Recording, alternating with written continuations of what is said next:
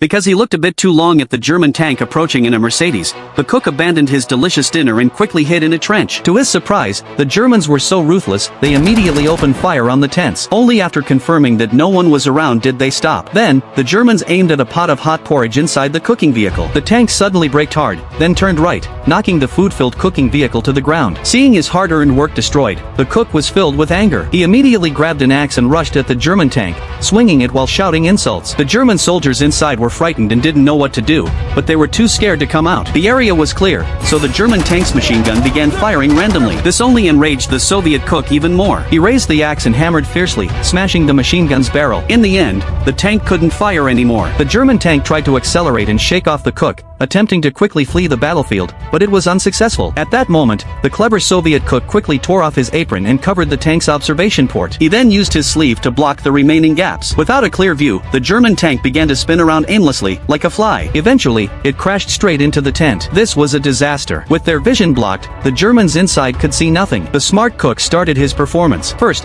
he jumped up and down on top of the tank, shouting loudly to create the illusion of thousands of people around. Then, he set some dry hay on fire and cleverly shoved it inside the tank. The tank filled with thick smoke. Unable to figure out how many enemies there were and unable to endure the smoke, the officer couldn't take it any longer. He immediately opened the hatch and, holding up his rifle, surrendered. When he saw the cook's friendly face, he realized he had been tricked. Looking around, he found that the only person was the smiling cook. He couldn't believe his eyes. Before long, his comrades returned. Not only did they find a bountiful dinner on the table, but they also saw the captured German tank and the enemy soldiers. They hurriedly asked the cook what had happened. The cook looked at them with a grin and said, "The Germans were quite nice. They came right to us and even brought us delicious bread." All the Soviet soldiers were stunned by the scene in front of them. What was even more unbelievable was that the film was based on a true story. Do you know who the Soviet cook's real-life counterpart was?